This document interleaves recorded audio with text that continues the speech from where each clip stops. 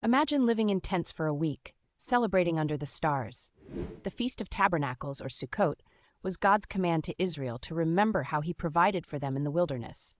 It's found in Leviticus 23, verse 33 to 43, where God calls his people to rejoice, build booths, and recall his faithfulness. But this ancient festival is more than history. It's a living picture of God's provision, presence, and future hope. Spiritually, it reminds us that all we have comes from God. Just as Israel relied on him for food, water, and protection, we're invited to trust him with our needs today. The temporary shelters symbolize life's fragility and God's constant care. The feast also points to God's deep desire to dwell with his people.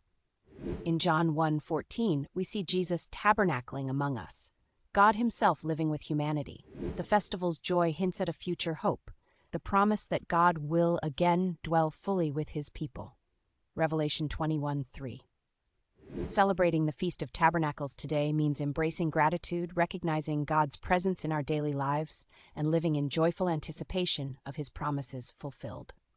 It calls us to trust God's faithfulness, reflect his love, and walk in the freedom his provision brings.